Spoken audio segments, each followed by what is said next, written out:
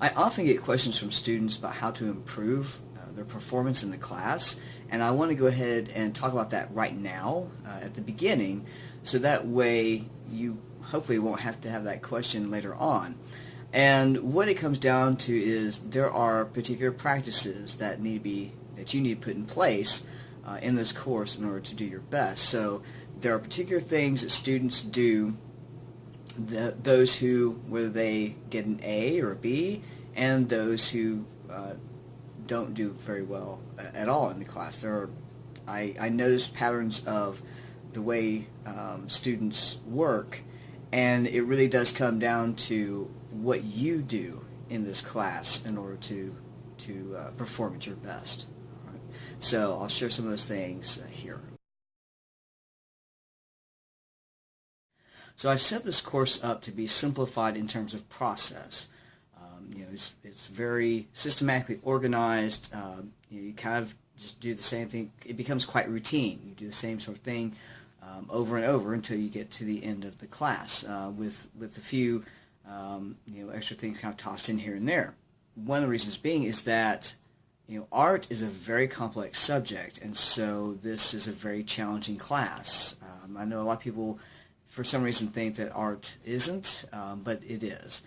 And that's why I've simplified it in terms of the way it's laid out so that you can do the best that you can with this very complex material.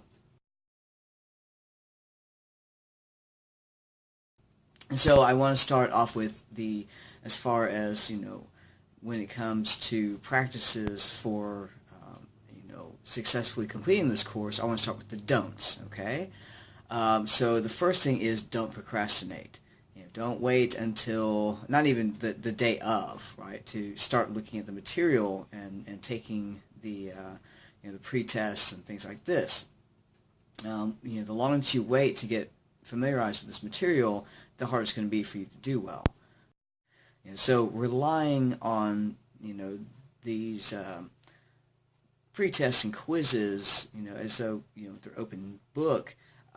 If you, a lot of times when people rely on that, then they don't actually read it and actually understand the information that's being asked for, and so one, they tend to procrastinate, and two, they tend to actually not really read through the question or the answer choices correctly, and or just don't understand what's actually being addressed in a particular question. So really don't try relying just on things like the concept of open book for those. And I say this because I can actually look at everything that's done on Blackboard, and that's why I'm saying I've noticed that those students who tend to not pass the course are those who, even if they perform work in the course, they typically are the ones who procrastinate and or don't actually read through the material, go to understanding the material. They don't have good study practices and good practices set up as a student to get through courses successfully.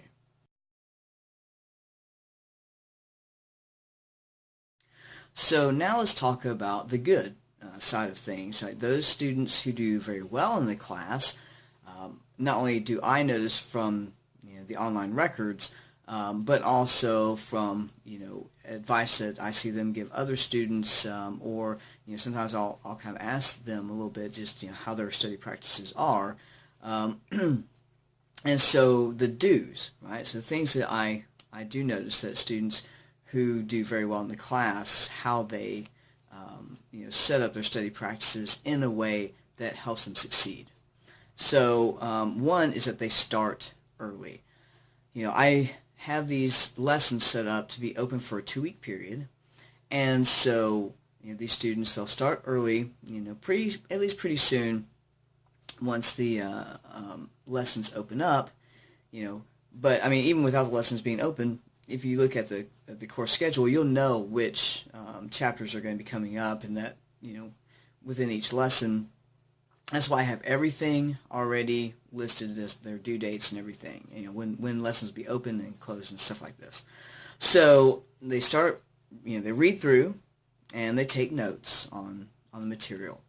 A lot of times, I've had some say that, they like watching the optional videos that I put in each lesson. It kind of helps give them more examples, help make some of the concepts maybe a little clearer for them, since we don't meet face-to-face. And but they start on those things early.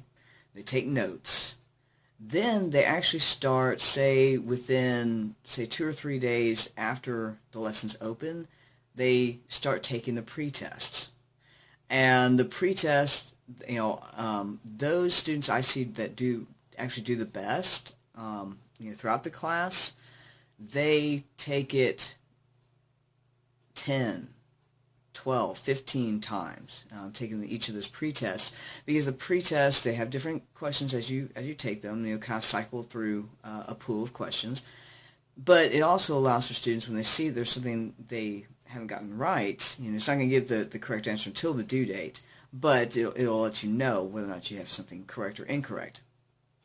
And so when they're getting things incorrect, it allows them to go back, take notes on that thing they got incorrect, then go back and review that area of the chapter to see what it is that they might have gotten incorrect in that, and then to learn from that. So, that's why I've set it up this way, is to, so that those materials can be used over and over for studying, so that you can do the best that you possibly can with the quizzes. Now, I will say that, it kind of comes back to the timeliness of things, is that usually those students who do really well also end up taking the quiz, maybe, they'll usually take both attempts. They might take the first one a day or two before the deadline, and that way, it allows them to kind of, look back over that as well.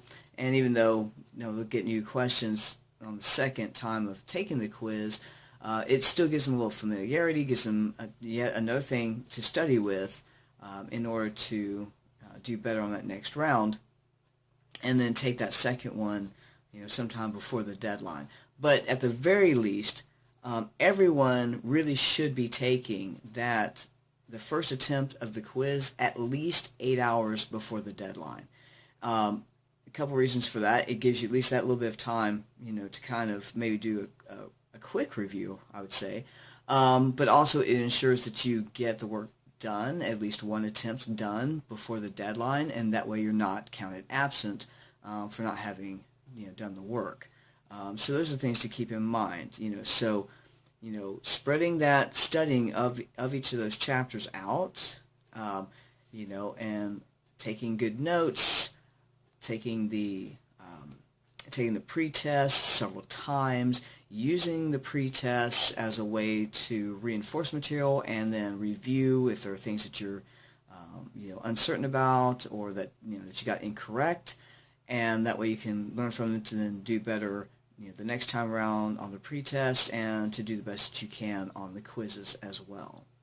Put those things into practice, and you should be doing quite well in the class. So it really is about what sorts of study practices you start developing as a college student.